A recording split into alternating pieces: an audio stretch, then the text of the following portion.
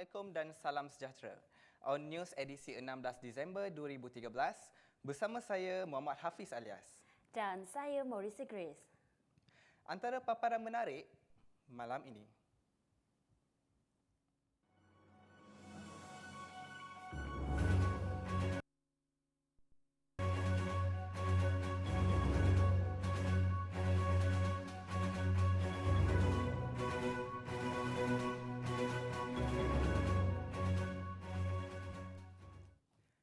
Belum reda lagi tentang isu kenaikan harga barang, kini isu kenaikan tambang pengangkutan awam seperti LRT dan monorail menjadi perbincangan hangat dan juga mendapat banyak maklum balas yang negatif terutama di laman sosial. Pengumuman tentang kenaikan tambang LRT dan monorail tahun hadapan telah mengundang pelbagai reaksi, terutamanya di ruang media sosial. Kenaikan tambang ini ternyata memberi bebanan kepada pengguna pengangkutan awam ekoran membebankan rakyat dengan kos sara hidup yang tinggi. Pengerusi Suruhanjaya Pengangkutan Awam SPAD Tan Sri Syed Hamid Ahmad berkata, tambang itu bakal melalui proses penyemakan semula kerana ia tidak pernah dinaikkan sepanjang lebih kurang 10 tahun. Bagaimanapun, beliau memberi jaminan kajian terperinci akan dibuat bagi memastikan ianya adil dan tidak membebankan rakyat, khususnya penduduk yang tinggal di Kuala Lumpur. Syed Hamid menambah bahawa sekiranya dibandingkan dengan negara-negara lain yang mempunyai industri perkhidmatan rel yang sama, Malaysia adalah antara negara yang mempunyai harga tiket yang terendah. Banjir yang semakin buruk di pantai timur sejak awal bulan melumpuhkan bandar Kemaman. Sekali imbas, Kemaman bagaikan pulau apabila beberapa kampung di Dun Air Putih dan Dun Cukai serta Cukai ditenggelami air. Bagi mengetahui perkembangan lanjut, apa kata kita bersama wartawan kami Huda Rizwan yang kini berada di Kemaman. Silakan Huda. Setugas di studio On TV. Sekarang ini saya berada di pusat pemindahan sekolah rendah kebangsaan Cukai Kemaman yang menempatkan mangsa-mangsa banjir daerah Kemaman. Berikut merupakan laporan yang diterima. Kampung yang paling awal tenggelam secara keseluruhan ialah Kampung Air Putih dan Kampung Teladas di Dun Air Putih, iaitu kira-kira jam 10 malam tadi.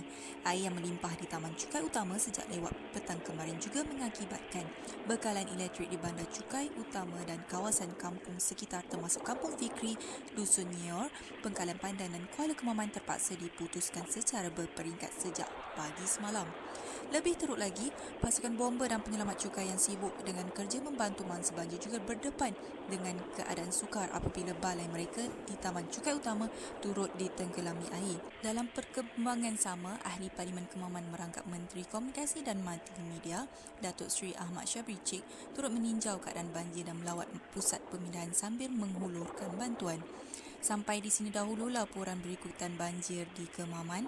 Berita seterusnya akan menyusul dari semasa ke semasa. Huda Rizwan melaporkan untuk On TV. Kembali ke studio. Ya, terima kasih rakan setugas di Kemaman. Pendidikan merupakan salah satu faktor dalam membentuk generasi berintelektual tinggi. Namun, isu peperiksaan seringkali menjadi perdebatan awam sehingga peperiksaan menengah rendah atau PMR akan dimansuhkan pada tahun 2013 ini. Pada 20 Jun 2010, Tan Sri Muhyiddin bin Yassin berkata dengan alasan jika peperiksaan awam ini dimansuhkan, ianya akan membantu para pelajar dan guru menuju ke arah pendidikan yang lebih kreatif. Pasal pemansuhan tu saya rasa tak setuju, tak wajar. Kalau pasal diorang nak tukar PMR kepada apa? PBS saya rasa tak relevan. So macam mana guru ataupun pihak luar nak evaluate kita student macam mana dari segi nak masuk advanced science ke ataupun arts. So saya rasa tak relevan. Kalau bagi saya memang tak ada puas hati sebab pelajaran ini tak ada untuk macam boleh katanya tak ada test untuk murid. Dia apabila dia belajar tak ada apa-apa terus pergi ke SPM. Dengan keadaan ekonomi Malaysia yang kini sedang mengalami kadar pertumbuhan yang meningkat, adalah penting bagi kerajaan untuk menyediakan infrastruktur yang teguh dan efisien agar selari dan sepadan dengan pertumbuhan negara. Keperluan yang mendesak untuk menyediakan sistem pengangkutan awam bandar yang berkesan dan cekap adalah selaras dengan pertumbuhan penduduk yang pesat dan persaingan ekonomi yang hebat. Compared to the past, it's very banyak lagi, lebih banyak daripada dari dulu. Selesa, so tak macam bukan beban lah untuk naik, macam sesak-sesak pun tak. Boleh mengelakkan kesesakan lalu lintas. Masa tu boleh jimat nak bandingkan dengan naik kereta, dengan jam lagi, dengan tol lagi sekarang dengan... Dan sebagainya telah dijadikan salah satu daripada bidang keberhasilan utama negara NKRA dengan tujuan untuk mempertingkatkan lagi infrastruktur pengangkutan di kawasan bandar. Selaras dengan misi negara bagi memastikan sistem pengangkutan sebagai mod yang cekap, bersepadu, selamat, mampan dan mesra pengguna. Kita sedar banyak aspek yang perlu diperbaiki dalam memperkasa pengangkutan awam di Malaysia, khususnya di kawasan bandar. Penekanan khusus sudah dan akan diambil di bawah pelaksanaan bidang keberhasilan utama negara NKRA pengangkutan awam bandar. Kini dianggarkan 240,000 atau 10 hingga 12% individu daripada jumlah populasi penduduk Lembah Kelang menggunakan pengangkutan awam di Malaysia. Siti Hala Unsin untuk On TV. Remaja tidak terkecuali daripada aktiviti sosial, namun terdapat juga belia melibatkan diri dalam aktiviti sukarelawan. Harus dibanggakan pelajar-pelajar daripada Universiti Teknologi Mara, Shah Alam kiat menganjurkan satu kempen kesedaran untuk rakyat Malaysia.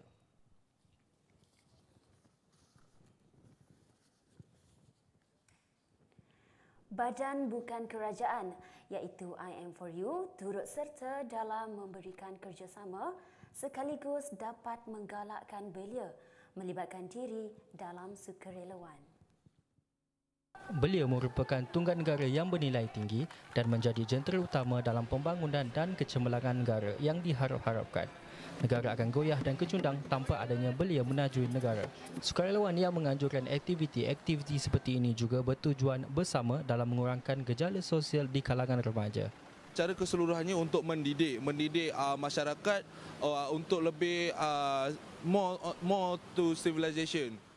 IM4U merupakan usaha kerajaan untuk menggalakkan para belia lebih bergiat secara aktif dalam menyumbang aktiviti sukarelawan kepada masyarakat. Dengan adanya usaha ini, ia menjadi batu loncatan kepada belia untuk melakukan aktiviti sukarelawan. Itu adalah misi kita sebenarnya. Kita hendak mengurangkan gejala sosial di kalangan remaja ni. Sebab itulah kita nak menggalakkan belia menjalankan aktiviti sukarelawan supaya sukarelawan ni adalah sebagai satu budaya yang akan kita dapat jalankan di Malaysia ni. Dengan adanya usaha ini, ia menjadi batu loncatan kepada belia untuk melakukan aktiviti sukarelawan. Belia seharusnya melibatkan diri dalam aktiviti yang berfaedah seperti menyertai sukarelawan IM4U dalam bersama membantu masyarakat. Siapa lagi jika bukan remaja itu yang mengambil langkah untuk berubah. Bersama-sama kita menuju ke arah yang bertamadun dan berbakti kepada pembangunan negara di masa hadapan. Saya Muhammad Izzahar untuk On TV. Kerajaan ternyata serius dan komited untuk menangani masalah keselamatan jalan raya sepenuhnya. Hal ini terbukti apabila program keselamatan jalan raya dilaksanakan oleh Jabatan Keselamatan Jalan Raya JKJR. Ikuti laporan khas yang disediakan oleh wartawan kami. Kira-kira 60% daripada 6,917 kematian jalan raya telah dicatatkan pada tahun lepas terdiri daripada penunggang dan pembonceng motosikal.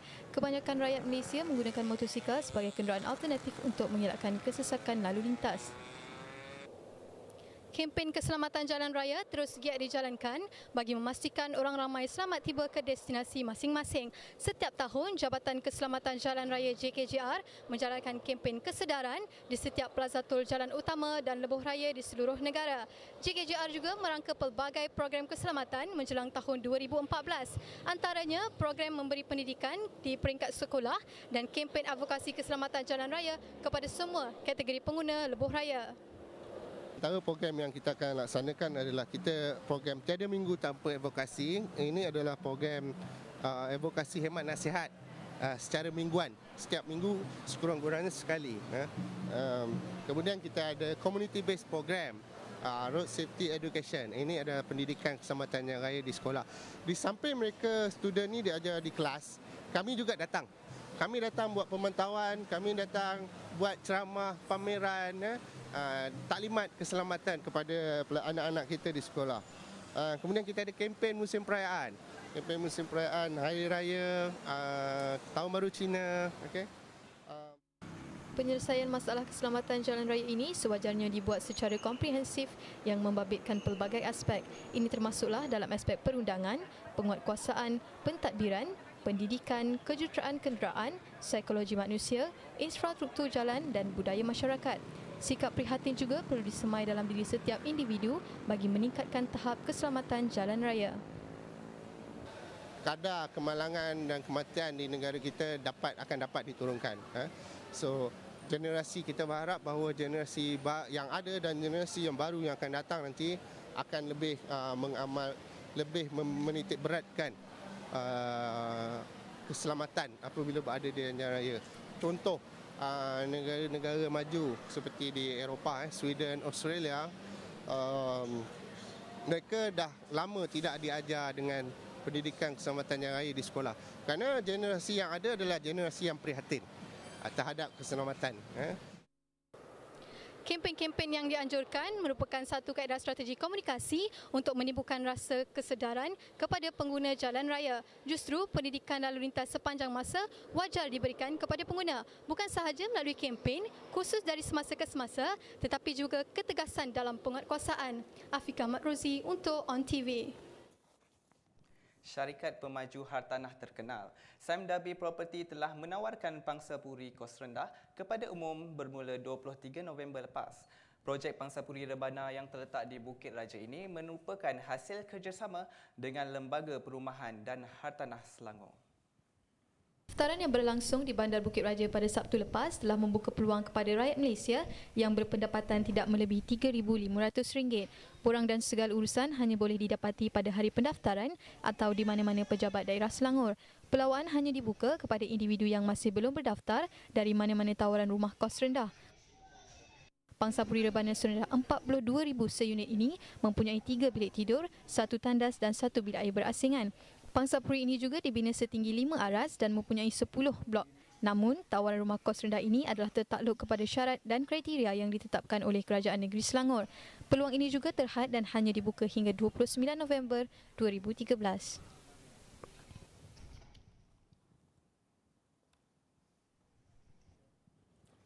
Rakyat Malaysia pastinya tidak ketinggalan dalam meminati dunia ICT. Persatuan Industri ICT Malaysia atau PIKOM telah mengadakan Hari PC Fair 2013 yang berlangsung di KLCC pada 6 hingga 8 Disember lepas. Hari jualan langsung ini merupakan salah satu acara wajib tahunan yang sentiasa mendapat sambutan. Hari PC Fair ini menempatkan orang ramai untuk membeli belah barangan elektronik termasuklah gadget-gadget, komputer dan sebagainya dengan harga yang murah. Pada hari itu juga, ramai orang berpusu-pusu mendapatkan barangan yang diinginkan kerana pelbagai promosi dan jualan murah telah disediakan. Tarikan ini sedikit sebanyak memberi impak besar kepada pengunjung untuk hadir dan memeriahkan lagi jualan mega ICT ini. Tidak ketinggalan, pelbagai permainan video disediakan kepada pengunjung untuk merasai kepuasan dan keseronokan sebagai tarikan istimewa bagi melariskan jualan mereka. Terdapat juga pelbagai teknik-teknik tarikan yang digunakan bagi menarik minat pengunjung seperti maskot-maskot, demo dan banyak lagi. Acara ICT terbesar 2013 ini juga menawarkan peluang istimewa buat pengunjung termasuklah cabutan bertuah sebagai tanda penghargaan. Petaling Jaya. Kepada pengunjung yang terlepas pameran tahun ini, anda masih berpeluang untuk mengunjungi tahun depan dengan pameran yang lebih hebat. Kita berehat sebentar, kembali dengan paparan berita seterusnya.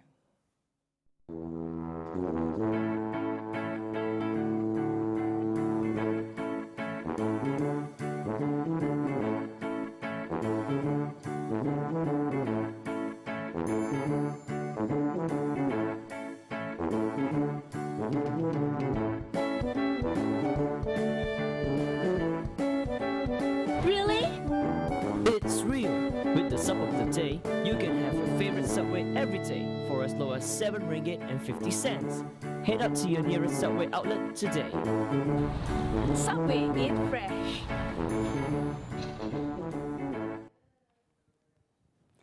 Jika pada tahun lepas Art Life Islam Festival Alif telah diadakan di Universiti Kebangsaan Malaysia UKM, tahun ini pula UiTM telah dipilih untuk menjadi tuan rumah sempena acara tahunan universiti. Antara acara yang menarik ialah New Wave of Dakwah di mana para pelajar menyampaikan dakwah melalui seni persembahan seperti nyanyian, sajak dan berpuisi selaras dengan perspektif Islam.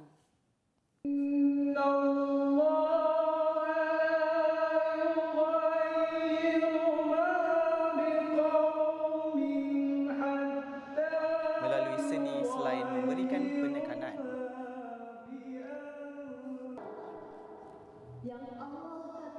Objektif utama Alif adalah untuk para pelajar IPTA dan IPTS berdakwah melalui seni selain memberikan penekanan dimensi baru iaitu pembaharuan yang membawa perubahan untuk pembangunan insaniah.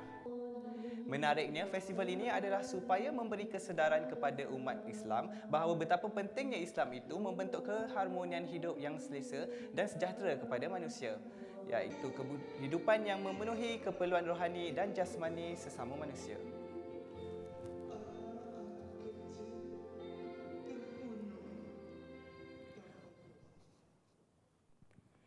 Institut Pemimpin Muda merupakan penganjur rasmi untuk Alif telah bekerjasama dengan Damai dan UiTM dan mengharap supaya Alif dijadikan acara tahunan UiTM di samping untuk menyebarkan agama Islam secara meluas khususnya di dalam kampus UiTM.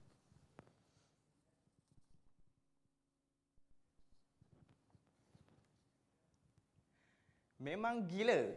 Itulah gambaran yang boleh diberikan ketika menonton pementasan teater Islam yang dipentaskan di Pusat Kebudayaan UiTM Shah Alam pada 4 Disember lepas. Teater itu dipentaskan sempena penilaian akhir pelajar ijazah sarjana muda Fakulti Filem Teater dan Animasi FITA UiTM Shah Alam. Teater ini merupakan idea asal sepenuhnya daripada Kama Suraya selaku pengarah teater Islam. Bila masa naikkan subsidi minyak? Antara pelakon yang menjayakan teater ini juga merupakan pelakon harapan Fakulti FITA seperti Apika Set sebagai Datin Rosita, Burhan Amir sebagai Lebain Said, Niza Nazirah, Nadia Zalika Adani dan Siti Aisyah. Teater Islam mengisahkan tentang kampung Bukit Nyondol yang terkenal sebagai pengeluar terbesar minyak lintah. Konflik terjadi apabila harga minyak lintah ini dinaikkan dan isu skandal antara Lebai Said dan Datin Rosita digembar-gemburkan oleh penduduk kampung Bukit Nyondol.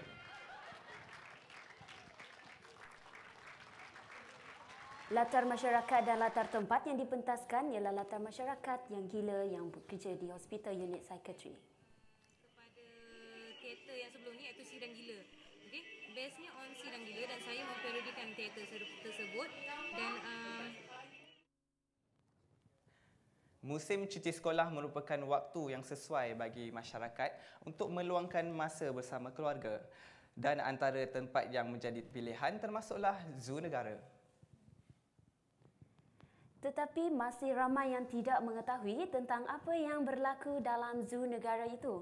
Tidak hairanlah jika masyarakat kita masih lagi berfikiran bahawa Zoo Negara merupakan tempat kurungan haiwan semata-mata.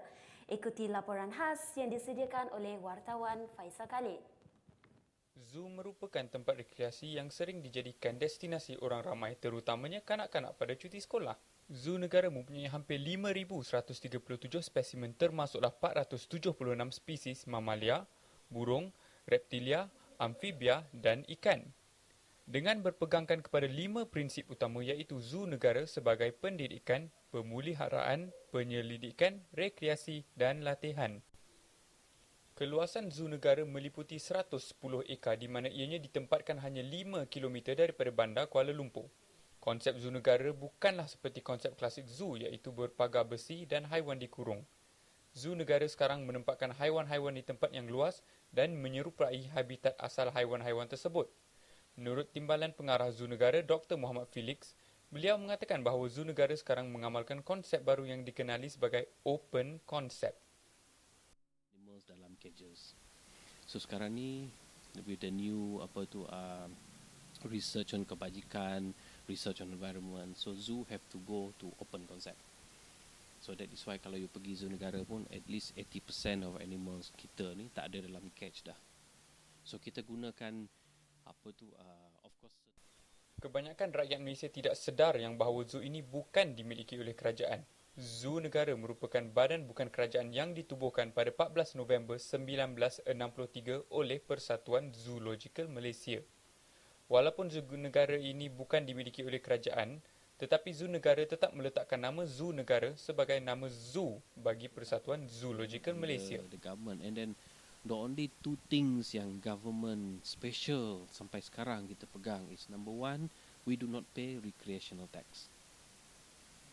So macam tempat-tempat mungkin Genting Highland ke mana-mana dia bayar tax on recreation, kita tak, tax exempted.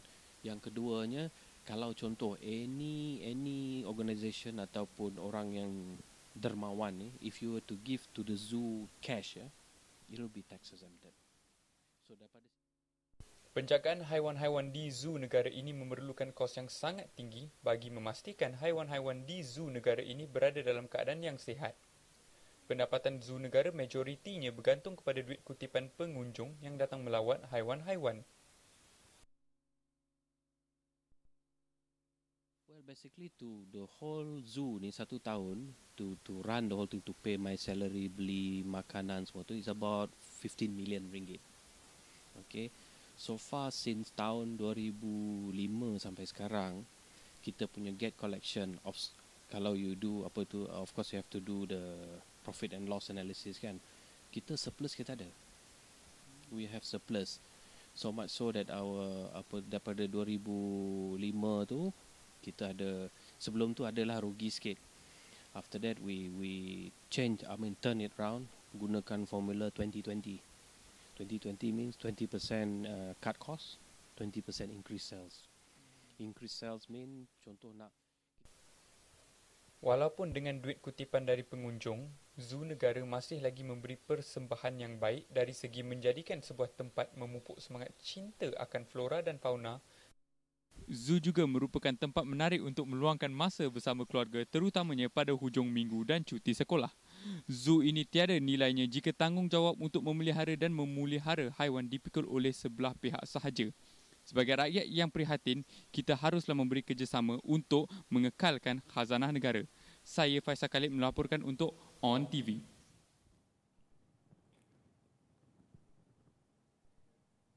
Zoo negara dijangka menambah 2 ekor panda yang dihadiahkan kerajaan China bersempena hubungan diplomatik antara Malaysia dan negara tembok besar itu. Pastinya ia bakal menjadi satu lagi tarikan buat zoo negara, khususnya bersempena Tahun Melawat Malaysia 2014. Kita tidak sempurna dan tidak terlepas dari membuat kesilapan. Kadang-kala kesilapan itu di luar pandangan. Tapi kesilapan juga menyimpan 1000 pengajaran sebagai petunjuk arus masa hadapan. Setiap perjuangan pasti berdepan cabaran. Namun, halangan ini harus ditentang dengan penuh rasa tanggungjawab. Biar kita berkhidmat, jangan sampai kita mengkhianat. Adakah ketulusan satu kesalahan? Mengapa ketulusan sering disalahertikan, disangkal dengan 1000 macam cara? Ini menghalang impian untuk kita terus berjaya.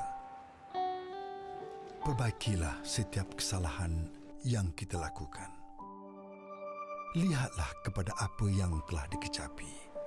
Rasalah apa yang kita nikmati di negara yang menuju arus kejayaan ini.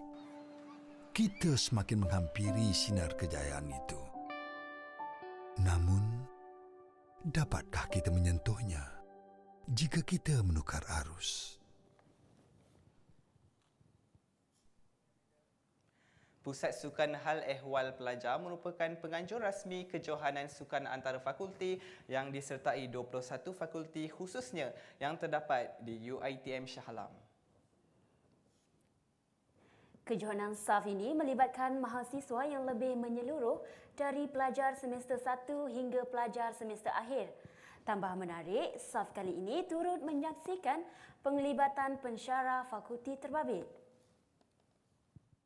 Utama SAF pada tahun ini adalah untuk menggalakkan pelajar fakulti mengambil bahagian dalam kegiatan sukan kampus di samping menerapkan minat dan kecenderungan pelajar dalam kegiatan sukan dan riadah. Usaha SAF ini juga untuk membentuk satu budaya masyarakat kampus yang berkualiti, cergas dan sihat. Selain diberi peluang untuk merancang, mengurus dan membentuk pasukan yang mantap, bakat-bakat yang berpotensi juga akan diketengahkan bagi mewakili universiti.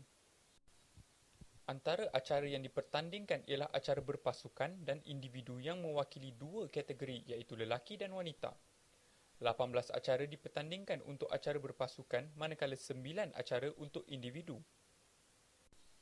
Apa yang pasti, SAF juga mengeratkan ikatan silaturahim di kalangan pelajar dan staf di samping mewujudkan persaingan yang sihat di kalangan pelajar-pelajar di UiTM.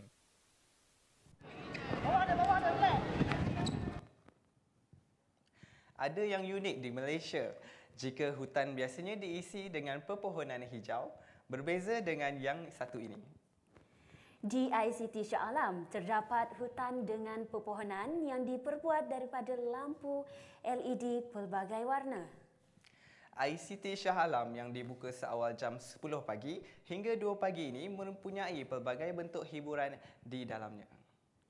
Sebelum mengakhiri berita malam ini, saksikan kemeriahan di ICT Shah Alam bersempena dengan Tahun Melawat Malaysia 2014. Salam hormat dan Assalamualaikum.